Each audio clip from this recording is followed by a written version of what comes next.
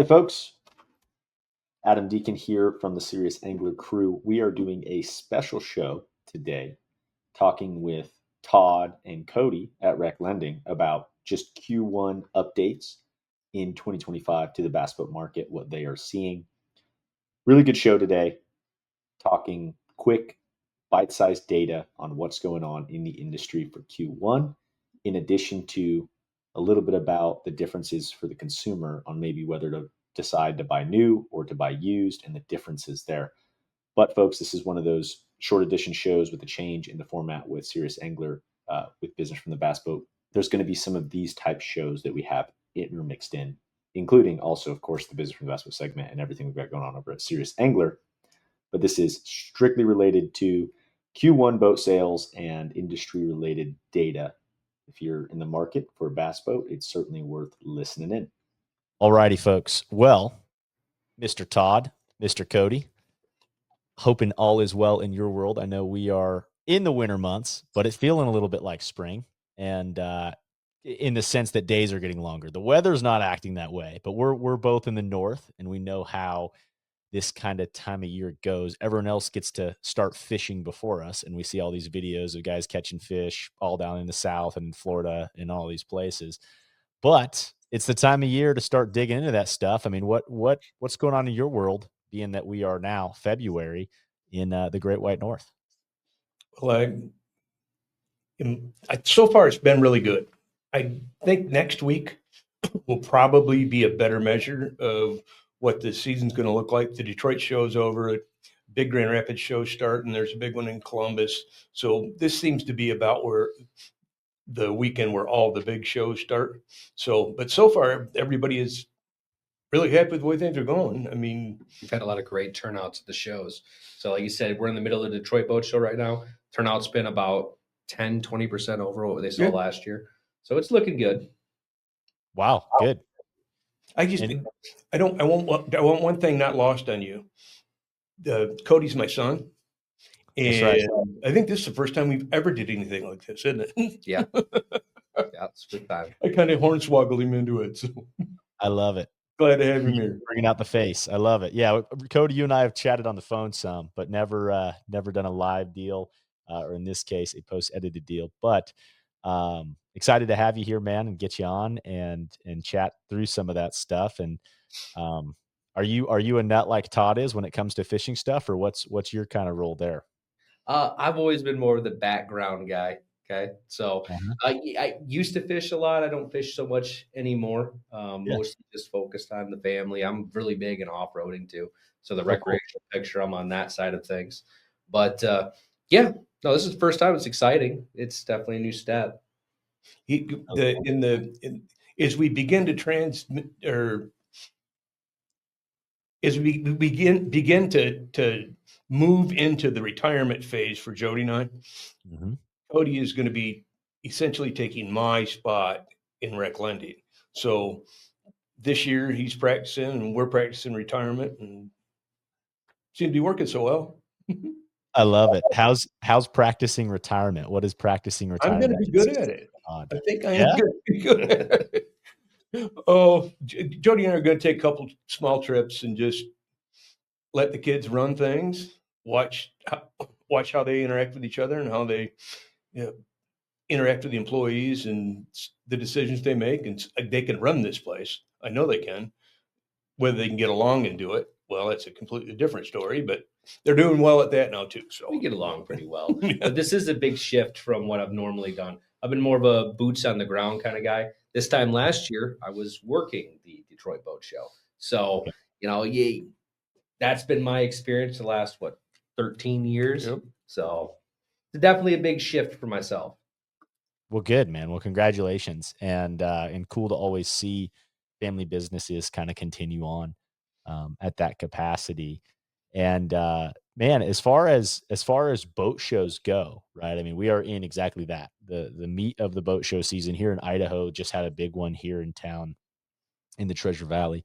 And all over the country, we have the boat shows. We have new stuff coming soon enough here in March. We're going to have the Bassmaster Classic, where traditionally a lot of new bass boats get released, models, those types of things. So it sounds like a lot of consumers are out and looking around. How has that transitioned at this point in time from a company standpoint, being February, and not traditionally a time when maybe a lot of boats are transacting, but from what's kind of happening volume wise within, what are things looking like? Are the phones ringing? What are things like for RecLending right now? I think I think it's I think we're for February, we're gonna be up. January, I don't think we were up. I think we were about stable, but there were some weather issues in there, and we carried a bunch over from January into February. So, I think February could end up being probably a one of our best months ever. So, Wow. I can't tell you. So paying attention to the numbers. I mean, we're still in the first quarter, 2025. All right. So when we get into March and April, we'll get a better idea where the numbers are at. But in 2024, we saw there was a lot of hesitation in the economy. We had a big election. I mean, everybody knows what's going on with that. Okay. But we saw interest rates starting to come down. We saw lenders on our side get more comfortable with the recreational purchases. And that's rolled over into this year pretty well. Like I mentioned previously, the show attendance was up 10 to 20%. In January, we saw our application count go up 20% from last year. We've had a good turnaround on our loans, and our new stuff has garnered a lot of interest. We're seeing manufacturers kind of backing and helping the dealers too this year, everybody's very positive going into this year's economy. Mercury did their 7-year warranty program. Yamaha has their own programs, and a lot of rebates are out there too. We've also had our own promos. oh yeah, So 599. We rolled out 599 to the world. What, last week? Yeah, last week we had an introductory promo for our northern states that would allow those, especially for the Detroit Boat Show. It was a boat show promo, but it's definitely incentivized interest. We've seen a good return on that. So very cool. Very cool. It should be a really good time for the consumer too. There's a lot of leftover, non-current, some of the dealers that went out of business repos out there in the field right now that mean good deals. And now that the rates have came down to some place where it's manageable, it should lean to everything good for the consumer. Call your dealer, find out what they got left over, find out what you can get your hands on left over, because it's thousands of dollars they're saving now. Mm-hmm. Mm-hmm. Well, tens of thousands on a bass boat. See if you can make a deal. Right. I agree. Right now is always a good time this time of year when stuff is left over and slow. And I think just in a general, and we've talked about this in the past, Todd, but when you see the industry starting to shell out incentive programs, and yes, there's always going to be some incentive deal, but when traditionally, when you watch motor warranties go up, tick up to 5-year, then 7-year. It's like, hey, they're willing to make some things happen. They're trying to get a consumer off the ledge to maybe make that repower purchase or that new boat purchase. Whereas when times are good, I mean, during when COVID times and rates dropped and we had just people buying stuff like crazy, everything went to a standard 3-year window from a warranty standpoint, right? Doesn't matter what brand it was. And so it's kind of a sign like, hey, trying to have some demand kick off here, and so not a bad time.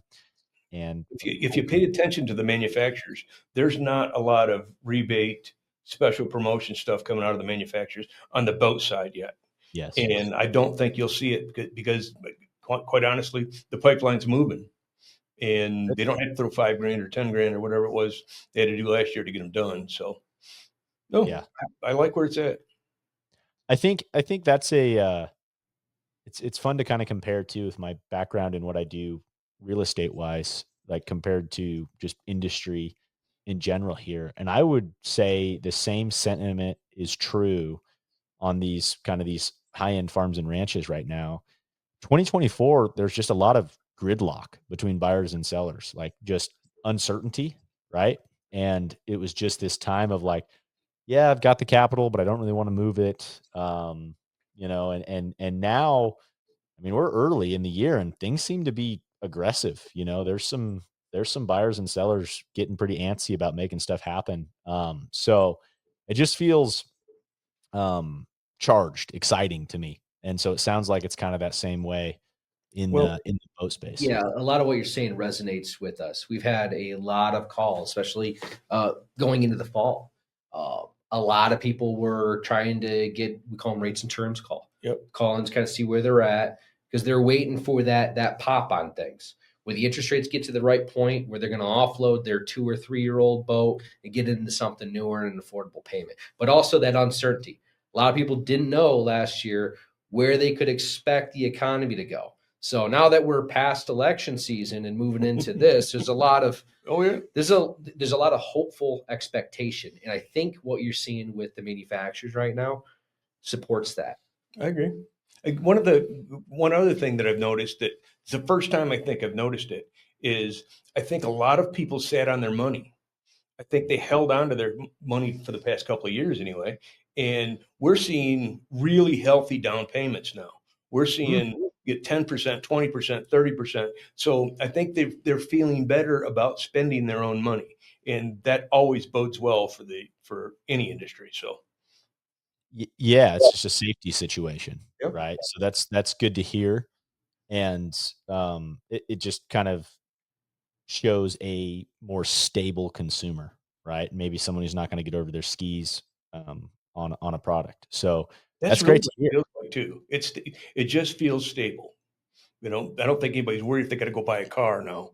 They're not worried that you don't have that in the back of your mind. It feels stable. That's probably the best way to put it. I love it. Well, and Todd, you are someone who is I really appreciate this about you, is you're an optimist, man. And I'm the same way. I'm a very optimistic person in everything. But I'm gonna have you wear a negative hat. I mean, Okay. what are some of the challenges right now that you see industry wise? Could be rate wise, just what are you concerned about in 25 for the consumer and maybe for the dealer, both sides? For the consumer, I'm really not. I Okay. mean, the consumer, they're out there and they know when it's comfortable for them to do it. The manufacturers, I think, have made it through the rough spot. The inventories are down. I just got off the phone with the Phoenix rep. What a cool dude. I mean, they just build such nice stuff, and he is such a nice guy. But Yeah. and he said the same thing. He was just confident. He was on his way to a boat show, and they knew they were going to sell a bunch of boats. I think if I had a place that I would worry, it would be lenders. Mm. They start shutting things down when they hear things going bad, and they tighten things up. And some of them don't recover from that. They don't replace portfolios, and it's usually after an incident like this that we see the banks shuffle. Okay. That would be the one place that I think I would watch for a wrinkle. But I don't want to say that it could be bad. It could be really good too. Maybe we had some new banks that come into it or replace some banks that are in there. But that would be the one place that I think I'd watch. Okay. And now, You agree?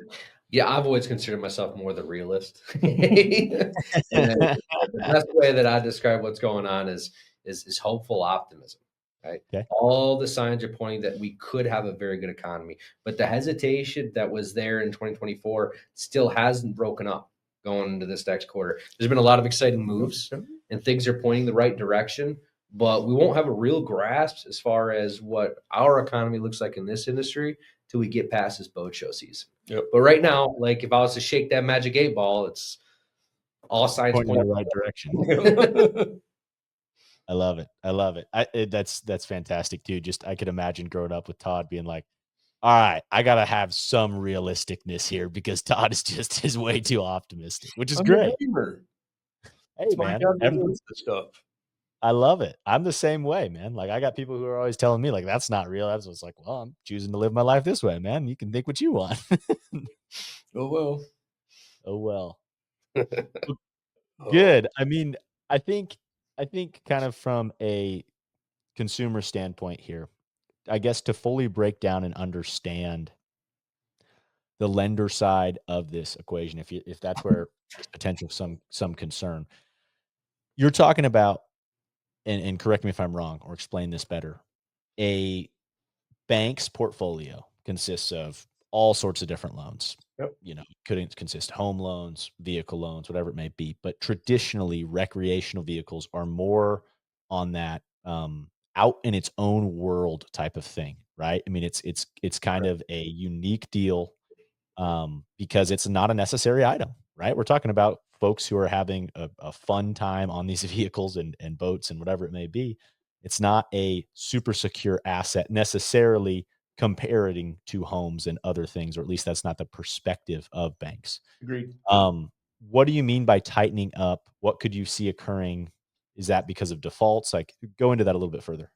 Well, as the year started last year, you could tell that the banks were changing some of their parameters. They were looking at certain loans a little longer, or not taking what they used to take in 21 or 22 or 23. So you've seen that starting to change. Now, what I meant by they find their way out of the market is some of them. Well, let's go back to their portfolios. So you got the mortgage, you got the credit cards, you've got the retail stuff, the retail installment stuff, and then you got boats. Yep. And not everybody does boats. So if we've got a pool of boat lenders out there that's probably, I'd say 25, 28 banks, right? 30? In the country, we're talking. Yep. Yeah. Wow. Yeah, around the country. If you lose one or two of them, puts a big hole in it. Now, other banks will come in and try and fill those holes, but that's where I think like I said, I think that's the one place that we're vulnerable. You agree? For the banks? Yeah.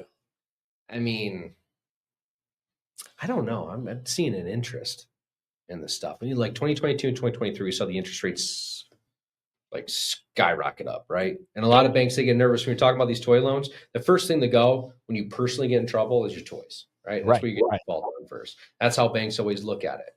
But also, those customers that are buying the toy loans, they're the most secure in life. They're the top tier customer. You're not doing a lot of loans on customers that are below 700 on a credit when it's a boat or an RV. Okay. So a lot of lenders want the business, but going into this year, we've seen, like, we just had a promo, right? That was in this. We saw lenders adjust the rates downwards because they want it, but nobody wants to be the first. Right. So I think if the economy holds up like we've been seeing, and if things start going the right direction, a lot more lenders are going to jump on board. But yeah, you wouldn't believe how much of a job it is courting and finding banks. It's a full-time job. Am I right? We're always talking to banks just because they want to leave, and every once in a while you find a little jewel that likes to buy a lot of paper or does a real good job with it. Sure. Man, I can only imagine. That's, I was listening to a super detailed, real estate podcast of one of the top ever in the world. Like, this is a New York guy as far as things go with finding, he's brokering commercial real estate loans at the highest level, right? Hundreds of millions of dollar buildings type of thing. And the biggest takeaway I took away from it was his goal is always to find better money, meaning new money, cheaper money, whatever it may be. And was his big success was worldwide in this situation. But it's the same comparison here to where you're like, hey, we got to find some more banks that are interested in these types of things. And that's a hunt. I mean, but like that was his ticket to making these deals better, was always on the back end. Like, not anything with the consumer facing. It was more of like, I want to find a better situation for the consumers by going to the lenders, if that makes sense. It's a lot easier now than it was when we first started, because this was so out in left field to the banks. I mean, banks are typically black and white. And when you tell them you're coming in between them and a dealer, and you need that relationship with them on behalf of the dealer, man, their eyes spun around and they didn't know what to think. So we literally had to teach them. Yeah, I mean, a lot of them, yes, but it is. Now it's not. It's good paper. Oh yeah, the boat industry is great paper. Okay, I mean, you know full well, especially our niche is bass fishing. It's a lifestyle. I mean, we've got guys. I mean, no joke, they'll probably lose their truck before they lose their boat. Like, dude, they'll let their wife go. This is like I mean, we're fishing. You're talking about a guy that has towed a $50,000+ bass boat with a less than $5,000 vehicle. You know what I mean? Like you're not wrong. Like that is the lifestyle component is a real deal. Yeah. So, and a lot of our lenders, like, it's not something you really understand until you get in the mix of it. And a lot of our lenders have come around. When a few years ago, I think the average turnaround time on our loan was 2.8 years. Yep. So the idea of doing a 15 or 20-year note for a lender on a toy was scary to some of them. When they start seeing the turnaround, then that's a great return, because that opens up their portfolio to the opportunities that other ones. Plus, every A-tier customer that we bring to them that's doing their toy, it's also an opportunity at a credit card membership, home loan, refinance, car loan, all that stuff. Sure. Bring in the whole umbrella. Got it. Very cool. Man, I think that kind of covers things economic landscape wise. I guess the last kind of question I have would just be, we're talking, we've seen kind of prices come down a little bit. I'm not going to say they dropped like a, rock by any means with bass boats. Yep. But what is your take, new versus used market? Maybe you're the guy who's, considering, do I go new in 2025? Do I look at a used boat? Maybe you're upgrading from an old boat to something a little bit different. What is your take and things to weigh when considering new versus used in 2025? Last year, with things being as tight as they were, dealers didn't take a lot of trades. And if they did take a trade, they put very little dollars in them. Okay. That means that the used boat market from a dealer standpoint is almost null at this point. I mean, there's a couple of our dealers have got some nice stuff. The rest of it is just, they don't have it. So that means that the guy's going to have to sell his boat independently. And anytime that you can take that middleman out of it, I think it's good for the consumer, and I think it's good for the buyer and the seller. I think both of them do better. And that we do. I think our person-to-person numbers are probably or our app count is coming from the person-to-person stuff right now. Yeah, we do have a lot of used interest. Yeah. And that makes sense, right? Because sales data over the last couple of years meant that the book out values went down. So there is a value to be had there. But I would actually argue that new is a really good position to move towards. Oh, yeah. Because, we saw manufacturers raising post-COVID. And during COVID, we saw 13, 17% raises in the pricing. That there was a nominal increase for years. 2023, 2024, we saw very little raise in pricing. Okay. Now this year, we have some leftover models from 2024 we're seeing coming through. And we've seen very little increase in pricing on new. Then we have the incentives that are out there with the protections on there. I'd argue, and especially with your best interest rates being at new, that new is actually a good position to be in. But and that depends upon the individual. Right. And your capability, and I think about it a couple different ways, right? I mean, something how I've always viewed it is, look, I'm a used guy most of the time with buying things. That being said, I've seen the advantage now at times of buying new. And I think that's all going to come down to the individual, your borrowing capacity, what you're doing financially, but also, and how much time are you going to spend doing it, right? Are you a guy who's kind of just fishing, who doesn't need the nicest stuff all the time? Or are you going to go compete and drop, 10 grand, 15 grand in entry fees next year? It kind of weighs in what maybe you should be running from a boat's perspective. And well, if you look at it, just like if you're looking at the flip, it's a lifestyle move. Yep. If you buy something new right now, in the next 2 to 3 years, your opportunity at return on that vessel probably going to be the best I've seen in 10 years. Okay, explain that a little bit. You're thinking it's going to be if you buy something new right now and you sell it in your window, you're talking 2 to 3 years down the line. I'm going into his realm because this is the hopeful talk. The economy goes the way that it's going, and we see the sales data come up on this stuff moving. And if you buy right now on the turnover on that, you pair that with the warranties, which manufacturer warranties are transferable, okay? Then you're in the best situation you've been in quite some time. So in a good economy, the prices are going to go up. So if you bought a boat now for $50,000, and you'd be lucky to find one. But if you bought a boat for $50,000 now, and next year in 2026, the manufacturers raised, or they go up 6%. Mm-hmm. That happens for the next couple of years. Now, all of a sudden, the boat you paid $50,000 for, it's a lot more likely you're going to get closer to your $50,000 now. I see. Or then as you would not, than you would now.